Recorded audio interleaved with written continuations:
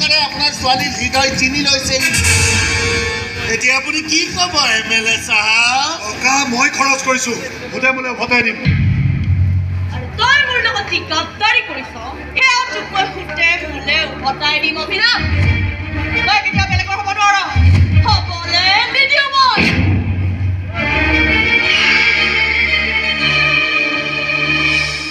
তাই পাগল হৈ গৈছে তোৰ পৰিৱৰ্তন দেখি। আৰু তাই যিমান পাগল হৈছে তাতকৈ বহুত বেছি জখমী হৈ গৈছো মই। কি ঠিক তাইৰ পাগলামি আৰু মোৰ জখম মিলি কিজানি এটা ভয়ংকৰ ৰূপেই লয়। যেনেকৈ তহঁত দুটাৰ সপোন মিলি এটা নতুন লাভ ষ্টৰী বনি গ'ল। আমাৰ লাভ ষ্টৰী দীঘল হৈ গৈ থাকিব, কিন্তু আমাৰ পাছত যদি বৰ বেছিকৈ লাগি থকা নহয়, তহঁতৰ আয়ুস কিন্তু সমানেই চুটি হৈ গৈ থাকিব। কথাষাৰ তয়ো বুজিল আৰু তোৰ এই ভনীয়েৰকো বুজাই দিবি। আৰু এটা কথা তোৰ শহুৰ তোৰ ভাবি শহুৰক ভালকৈ বুজাই দিবি। তেওঁৰ ঘৰলৈ মই তোক চোৰাংচোৱা কৰিবলৈ পঠাইছোঁ। তেওঁৰ ছোৱালীক ইমপ্ৰেছ কৰাৰ দায়িত্ব মই তোক দিছিলোঁ। কৈছিলোঁ এক মিছামিছি প্ৰেম খেলিবলৈ, কিন্তু এই চালা হাৰামীয়ে সঁচা প্ৰেমত ফচি গ'ল আৰু লগতে ফচাই দিলে আপোনাৰ সহজ সৰল ছোৱালীজনীকো এটা ভয়ংকৰ বিপদৰ খেলা।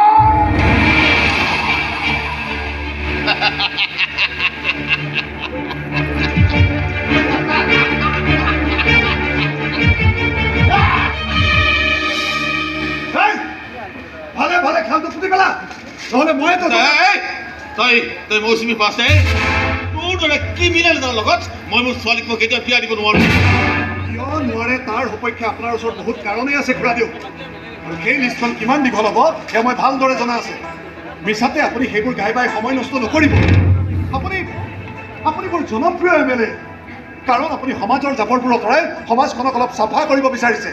ময়ো মোৰ মনৰ জাবৰবোৰ আঁতৰাই নিজকে অলপ চাফা কৰিব খুজিছোঁ, আৰু জাবৰ আঁতৰা ঝাৰুডাল কৰি লৈছোঁ মৌচুমী। মই একো বেয়া কাম কৰা নাই খুৰাদেউ, মৌচুমীয়ে একো বেয়া কাম কৰা নাই, আৰু আমাৰ মাজত বাধাৰ প্ৰাচীৰ হৈ থিয় দি আপুনিও একো বেয়া কাম নকৰিব। মই কি কৰিব লাগে নালাগে কিন্তু তই মোক শিকাব নালাগে। তই ভাল হ'ব কৈছ, তই ভাল হ, লাগিলে মই তোক সহায় কৰিম। তই মৌচুমীক পাহৰি যা। তাই বিয়া মই বিমানৰ লগত ঠিক কৰিছোঁ। বিমানক মই কথা দিছোঁ। মই মৌচুমীকো দিছোঁ। তাইৰ জীৱন জাহাজখন মই কেতিয়াও ডুবিবলৈ নিদিওঁ। তাই দায়িত্ব তই ল'ব নালাগে। দায়িত্বটো মই ল'বই লাগিব খুৰাদেউ। জাহাজ ডুবি ধ্বংস হৈ যাওক, এই কেপ্টেইনে কেতিয়াও চাৰেণ্ডাৰ নকৰে।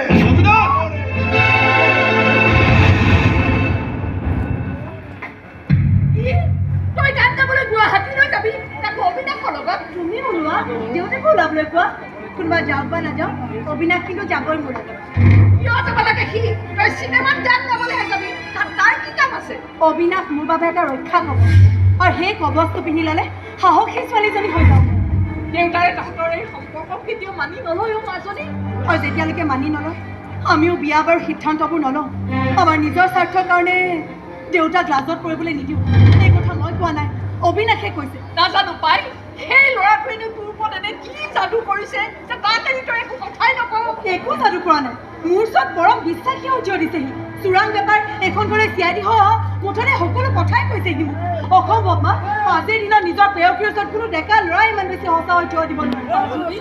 প্লিজ মা, দেউতাক বুজাবা নাই, খং ক'ব মানা কৰাবা। দেউতাক প্লিজ তুমি বুজালে বুজিব বা প্লিজ। মই অকণমান নামঘৰ পাওঁ, মোৰ এখন মিটিং আছে। মাজনী বোলে আজি গুৱাহাটীলৈ যাব, দুই এদিনতে চিনেমাৰ গানটো ৰেকৰ্ডিং হ'ব বোলে। তোমাৰ ছোৱালীৰ কথা মোক কিয় কৈ আছে? আমাৰ ছোৱালী হৈ থকা নাই কিয়? মই কিয় মিছা কথা কৈছোঁ নেকি? তই আমাৰ ছোৱালী হোৱা হ'লে তই আমাৰ ইমান অবাধ্য হ'ব পাৰিলিহেঁতেন। এই দেউতাৰ মান সন্মানৰ কথা তই এবাৰ নাভাবিলিহেঁতেন। এইবোৰ কথালৈ মই তৰ্ক নকৰোঁ, অন্তত তোৰ লগত মই তৰ্ক নকৰোঁ।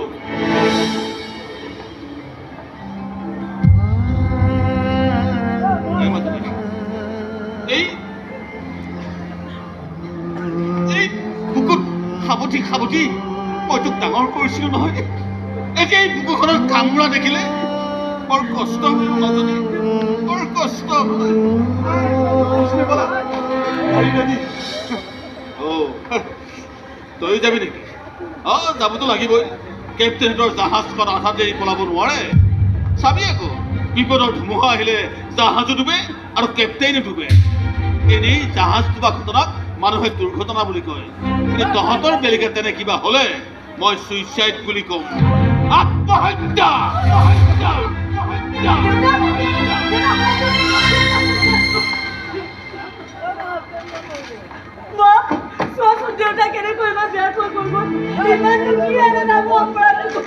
ক'বলৈ দিয়া মৌচুমী, এতিয়া এনে বহু কথাই তুমি শুনিব লাগিব, সহ্য কৰিব লাগিব আৰু লগতে ধৈৰ্যও ধৰিব লাগিব। এদিন যাতে এই মানুহবোৰে আহি আমাক হেঁপাহ পলোৱাই আশীৰ্বাদ দিয়ে। মন পুতি গান গোৱা তুমি। এদিন তোমাৰ গানেই তোমাৰ সাফল্যই এই মানুহবোৰৰ মুখত সোপা দিব, স্বীকাৰ কৰিবলৈ বাধ্য কৰাব যে ভুল আচলতে আমি নাছিলো, ভুল আছিল এই মানুহবোৰৰ মনোবৃত্তি। বুকুত চপৰিয়াই চিঞৰিলেও আপোনালোকে বিশ্বাস নকৰে যে মই নিজকে ভাল মানুহ কৰিবলৈ চেষ্টা কৰিছো। নালাগে বিশ্বাস কৰিব, মাত্ৰ এটা কথাত বিশ্বাস ৰাখক, মৌচুমীক সাফল্যৰ শিখৰলৈ নিবলৈ মই আপ্ৰাণ চেষ্টা কৰিম আৰু এইখিনি বিশ্বাস ৰাখিলেই মই শান্তি পাম। তাই সফল হোৱাটো আমিওতো কামনা কৰো। তেন্তে তাইক কান্দিবলৈ নিদিব। তাই কান্দিলে তাইৰ কণ্ঠটো বেয়া হ'ব, তাইৰ কণ্ঠ বেয়া হ'লে তাইৰ গান বেয়া হ'ব, তাইৰ গান বেয়া হ'লে তাইৰ মন বেয়া হ'ব, আৰু তাইৰ মন বেয়া হ'লে মোৰ বেয়া লাগিব। হয়তো পুনৰ বেয়া মানুহ হ'বলৈ মন যাব মোৰ। এনেও তই বাহিৰত থাকিব নোৱাৰ অবিনাশ।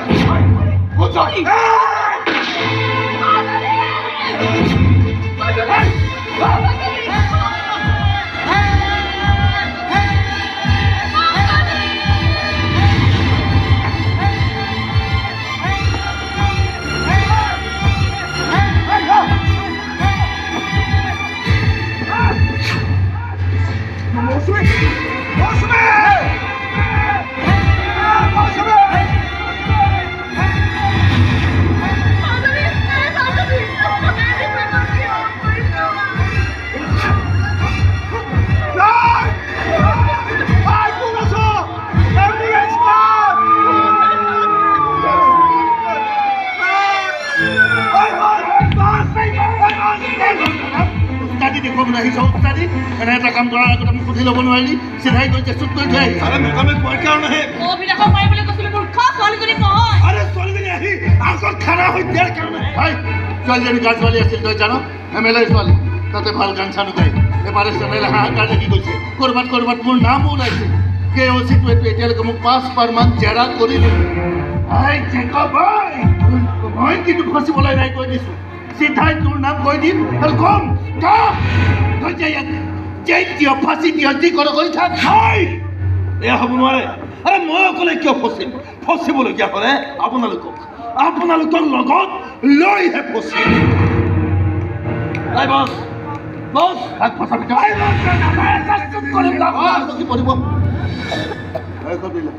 হস্পিটেলৰ পৰা কি খবৰ আনিছ ক? ইয়াক চাই গম পোৱা নাই কিমান দুখৰ খবৰ আনিছো। ই বেচাৰে কেনেকে কান্দি আছে দেখা নাই? তাৰমানে ছোৱালীজনী মৰি সেইটো দুখৰ খবৰ নহয়। তাই মৰা মানে অবিনাশ অকলশৰীয়া হৈছে। সপ্তাহত ভাগি স্বীকাৰ কৰিবলৈ ভাল হ'ব। ৰ'বহে মেডাম, আপুনিও চান্স পালে হ'ল।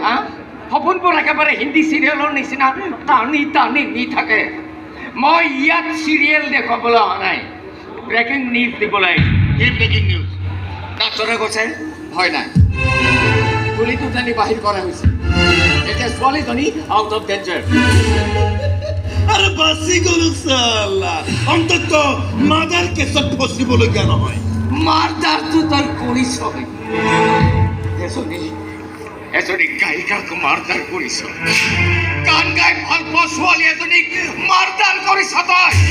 কি হৈছে ভালকৈ বুজাই নকওঁ কিয়? একো ক'ব নোৱাৰা হৈছে তাই, মাত নোহোৱা হৈ গৈছে তাই। ইয়াৰ গুলিটোৱে তাইৰ কণ্ঠ নলীডাল চুই গৈছে। গান গাব নোৱাৰে তাই।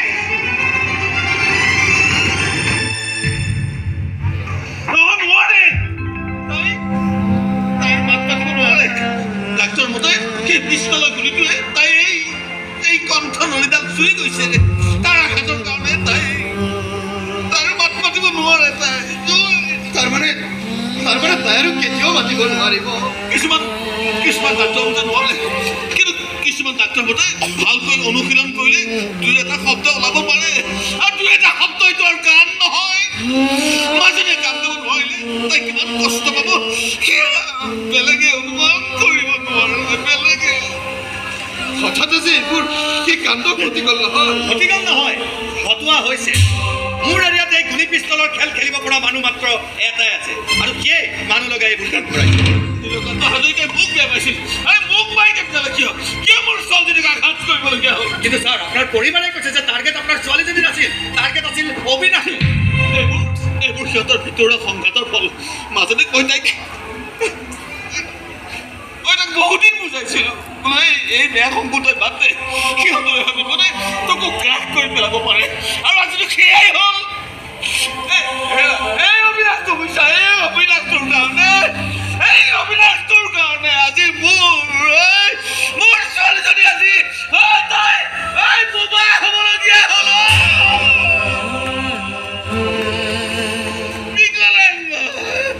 বিকলাংগ হ'বলগীয়া হ'ল। ৰাধেও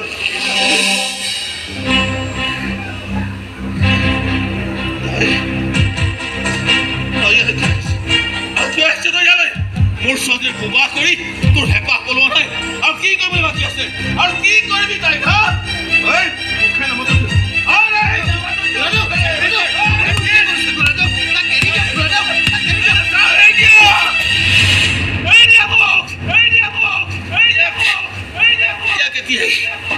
এই মুহূৰ্তত ইয়াৰ পৰা ওলাই যাবলৈ কোৱা, ভালে ভালে মোৰ চকুৰ আগৰ পৰা ইয়াক ওলাই যাবলৈ কোৱা।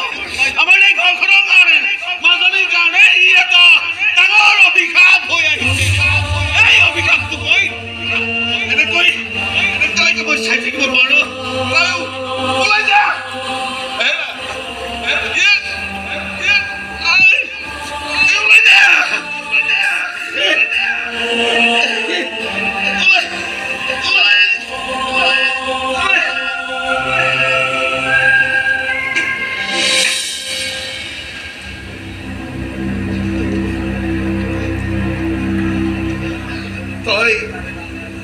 তই যা অবিনাশ।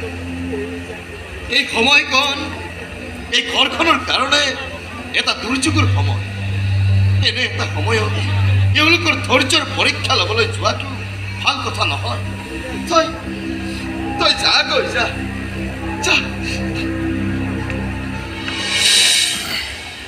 তোক কোনে টাৰ্গেট কৰিছিল অবিনাশ? কমচে কম তইতো জানো গুলিটো কাৰ, পিষ্টলটো কাৰ, ট্ৰিগাৰত কাৰ হাত আছিল? আপোনাৰ চব প্ৰশ্নৰ উত্তৰ এটাই, এই অবিনাশ। কি বাজে কথা বলকি আছ? তই টাৰ্গেটহে আছিলি, লগতে অপৰাধীও।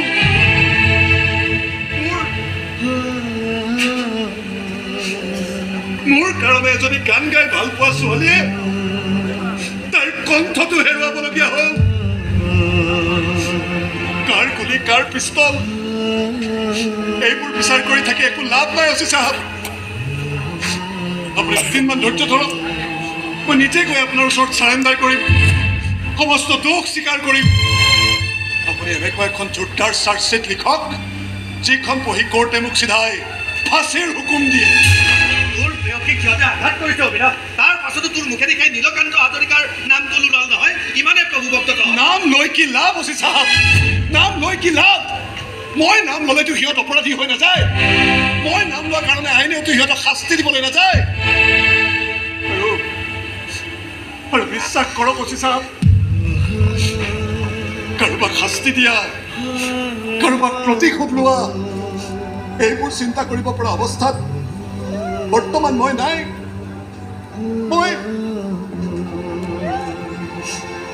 মই যিখন জাহাজৰ কেপ্টেইন আছিলো, এই জাহাজখন এতিয়া ডুবু অৱস্থাত। এই জাহাজখন ৰক্ষা কৰাটোৱে মোৰ প্ৰধান লক্ষ্য। বাকী চব বাদ। তই এতিয়াও যোৱা নাই যায়? তোক যাবলৈ কৈছিল, কিন্তু ই নাযায়। আপোনাৰ ছোৱালীয়ে চাগে তাৰ জীৱন জাহাজৰ কেপ্টেইন পাতি থৈছিল ইয়াক, আৰু বিপদত পৰা জাহাজ এৰি কেপ্টেইন নপলায়। মই ঠিক কৈছো অবিনাশ? কিন্তু এটা কথা মনত ৰাখিবি তই বা আন কোনোবা প্ৰভু ভক্তৰ নাম কওঁকে বা নকওঁকে এইবাৰ কিন্তু নীলকান্ত হাজৰিকাৰ জাহাজক কোনেও বচাব নোৱাৰে তলি ফুটা কৰি হ'লেও তাৰ জাহাজ মই ডুবাইহে এৰিম অকল তাকেই নহয় এই আৱৰ্জনাবোৰ শুনি সেই ডাষ্টবিনত পেলাই থবা ইহঁতৰ কাৰণে বেলেগ কাৰোৱে জীৱন লেতেৰা হ'ব নোৱাৰে বৰ ডাঙৰ ডাষ্টবিন লাগিব ছাৰ আমাৰ সমাজত এনে আৱৰ্জনাটো আৰু অভাৱ নাই আহোঁ ছাৰ তই এতিয়াও ৰৈ আছ যে কি চাবলৈ ৰৈ আছ কিবা বাৰ ক'ব লাগে ওলাই নাযাওঁ কিয় ইয়াৰ পৰা মই নাযাওঁ খুৰাদেউ মৌচুমীয়ে গান গাব নোৱাৰালৈকে মই তাইৰ কাষৰ পৰা আঁতৰি নাযাওঁ পাগল হৈছে নেকি তাই মুখেৰে মাতিব নোৱাৰা ছোৱালীজনী তাই কেনেকৈ গান গাব তাই ডাক্তৰে কৈছে নহয় চেষ্টা কৰি থাকিলে দুই এটা শব্দ ওলাব এই দুই এটা শব্দকে মই 4টা 5টা 10টা 12টা 50টা 60টা কৰি এটা গান তৈয়াৰ কৰিম সেয়া অসম্ভৱ মই সম্ভৱ কৰি দেখুৱাম প্ৰেম ভালপোৱাৰ শক্তি কিমান সেয়া মই তাইৰ গানৰ মাজেদি প্ৰমাণ কৰি দেখুৱাম গান গাবলৈ নাপালে মৌচুমী বৰ বেছিদিন জীয়াই নাথাকে খুৰাদেউ তাই জীয়াই ৰখাৰ স্বাৰ্থত মোক তাইৰ ওচৰত কিছুদিন থাকিবলৈ দিয়ক যদি মোৰ কাৰণে এইবোৰ হৈছে মোকো পাপত প্ৰায়চিত্ত কৰিবলৈ দিয়ক মই আঁচুলৈ আপোনাৰ ওচৰত ভিক্ষা খুজিছোঁ মৌচুমী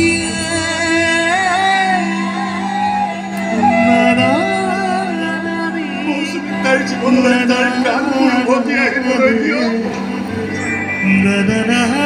তাইৰ জীৱনটো এনেকৈ শেষ হৈ যাবলৈ নিদিব খুৰাদেউ শেষ হৈ যাবলৈ নিদিব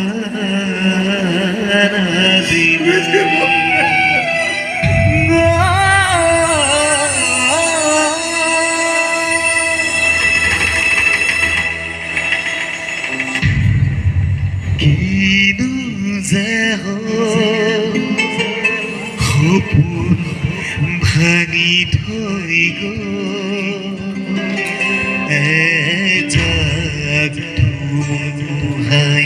সপোন ভাঙি থৈ গৈ হাইদে হাইদে হাইদে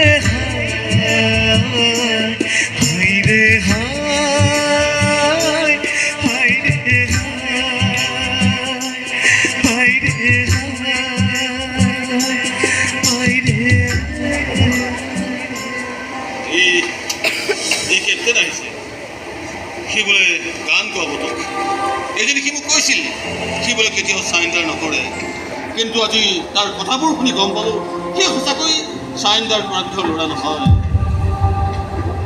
বহুত খং আছিলে ইয়াৰ ওপৰত কিন্তু তাৰ জেদৰ ওচৰত মোৰ খংবোৰে বৰ বিশেষ কাম নিদিব তই তোৰ জেদখিনি পূৰণ কৰ আৰু মই মোৰ খংখিনি মই সাঁচি ৰাখোঁ